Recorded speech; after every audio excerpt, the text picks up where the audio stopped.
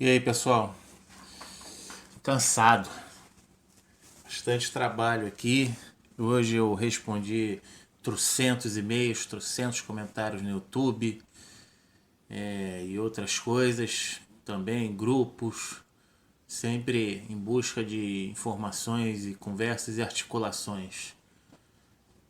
Inclusive até peço desculpas aí ao pessoal que eu ainda não respondi. A interface do YouTube não é muito boa para achar os comentários, ele notifica tudo, tem comentário que some, então às vezes passa em branco, às vezes pula alguma coisa. E-mails, a última vez que eu olhei tinha 3 e-mails ainda por responder, eram casos um pouco mais delicados que eu ia ter que estudar o assunto para responder, mas respondi vários hoje. Mas enfim, vamos lá. Quero comentar com vocês duas coisas aqui que eu estava percebendo uma coisa aqui, como é que as coisas acontecem, mas vamos lá. Antes de começar, o pessoal vai perguntar mesmo, então ouvi falar aí que tal do projeto de lei referente à margem de 5% foi aprovado e deve seguir para sanção, alguma coisa assim. E então vamos esperar a lei publicar para ver direitinho como é que ela sai e a gente vê, tá? Uma outra coisa também em relação ao vídeo do senador Isalci que ontem eu publiquei e coloquei um trecho do que estava no Facebook dele. Teve gente que estava dizendo que era um vídeo antigo, mas se reparar bem, no finalzinho ele ainda fala que ele cobra todo dia do mesmo jeito que ele cobrou com o PLN até sair. Então, mesmo que não seja uma gravação de ontem, só a publicação que foi ontem, a gravação já faz algum tempo, tem que ter sido faz pouco tempo, porque o PLN foi esses dias aí, certo? Aquele PLN que abriu margem para ter o reajuste dos PMs e depois vinha a MP que realmente reajusta os PMs do DF, tá? Então eu acho que ele não é tão antigo assim, não pode ser tão antigo, tá? Pode não ser de ontem, mas não é tão antigo. Agora vamos aqui a dois pontos importantes que eles não são diretamente vinculados à Lei 13954, mas se tocam, tá? O primeiro é a MP que deu aumento dos policiais e dos bombeiros do Distrito Federal, vou voltar um pouco a esse assunto. E o segundo é a lei complementar que foi sancionada hoje, aquela da, do procedimento federativo lá, alguma coisa assim. Vamos ver como é que é aqui. É a lei complementar número 173, lei do programa federativo. O que eu estava reparando bem? Bom, a medida provisória saiu no Diário Oficial do dia 26, anteontem, na edição extra. Naquela que sai no finalzinho do dia. E às vezes você olha, ela tem uma coisa, quando você olha de novo, ela já tem duas coisas, depois tem três. Ela vai sendo inflada, digamos assim, conforme a necessidade. Aí saiu essa medida provisória 971, tá? E tá aqui a medida provisória. Ela reajusta os a remuneração da Polícia Militar e Corpo de Bombeiro. Eu já comentei aqui sobre ela, no outro vídeo eu já tinha comentado também. Tá? No que ela toca na Lei 13954? É referente principalmente a pensionistas que começaram a pagar pensão de uma hora para outra. E aí, que compensação elas vão ter? Né? Bom, aí veio isso aqui, essa medida provisória, que tem essa alteração nessa VPE para os militares do atual Distrito Federal. Inclusive, eu numa conversa com o senador Isalci por telefone, até isso é gravado, é claro que eu não vou divulgar, não é necessário, mas ele falou, eu perguntei para ele, em referente à polícia militar do antigo Distrito Federal. Ele falou, não, é só para o pessoal daqui, só o atual. Os outros não tem porque a verba é uma verba específica que tem para isso. E na própria notícia no site do Senado dizia que os antigos territórios também seriam contemplados. Eu achei estranho, porque no projeto de lei falava só dessa VPE, que é só para o atual Distrito Federal. Só que depois eu vim olhar direitinho aqui essa lei, ela aumenta também uma tal de VPEST, que é para os extintos territórios federais, ou seja, Rondônia, Roraima e Amapá. Então, o único que ficou de fora, e até isso eu coloco como correção, no outro vídeo eu falei que os territórios, antigos territórios e o antigo Distrito Federal ficariam de fora, mas não, o único que ficou de fora é o antigo Distrito Federal, Estado da Guanabara. E essas pensionistas tiveram um baque muito grande com a nova alíquota da pensão militar e não vão ter compensação alguma. Fica até como denúncia, é a única classe de policiais militares que é pago pela União que não vai ter nada de compensação, porque os territórios federais e o atual Distrito Federal vão ter, aqui com essa medida provisória. Então eu vou depois ver se eu abordo melhor isso em outro vídeo, fazer umas comparações de valores, coisas desse tipo.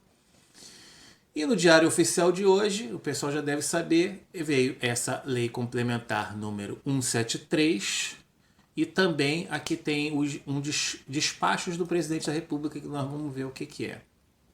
Tá? A lei complementar 173, como eu já falei, esse programa federativo que transfere dinheiro para os estados e tal, e entre outras coisas, a suspensão dos reajustes, que é isso que toca na Lei 13.954. O pessoal estava em dúvida se isso poderia impactar numa suspensão daquele reajuste do adicional de habilitação previsto para julho. Tá? Então vamos lá. Aí está no artigo 8º. E o que diz o artigo 8º? No caso dessa hipótese aqui, essa lei complementar fala de calamidade pública que foi decretada, um decreto legislativo de março. Tá? Então nós estamos nesse caso de calamidade pública. Tá? Então aqui no inciso 1 dizia que ficam tanto a União, os estados, Distrito Federal e municípios, tá? Ficam proibidos até 31 de dezembro de 2021 a conceder qualquer tipo de a qualquer título, vantagem, aumento, reajuste ou adequação da remuneração, é importante pensar nisso aqui também, a membros, inclusive todos, os servidores, inclusive militares, exceto se for sentença ou determinação legal anterior à calamidade pública. E existia um parágrafo 6º nesse artigo, tá, que ele colocava como exceção várias classes, entre elas as forças de segurança pública, militares. Aí depois a Câmara colocou lá professores, não sei o que, botou um monte de coisa. E o Ministério da Economia queria que vetasse, e realmente na sanção o presidente vetou essa parte. Aí então, voltando para o inciso 1º, aí fica aquela dúvida, e aí, vai impactar? Não vai impactar. O pessoal diz até não, porque não é aumento, não é reajuste, é reestruturação de carreira. Reestruturação de carreira eu acredito que cai aqui. Mas o que não deixa impactar é porque é uma determinação legal anterior à calamidade pública. Eu já falei isso aqui, a Lei 13.954 é de dezembro de 2019 e a calamidade pública de março de 2020. Então não pode impactar. Tá bom?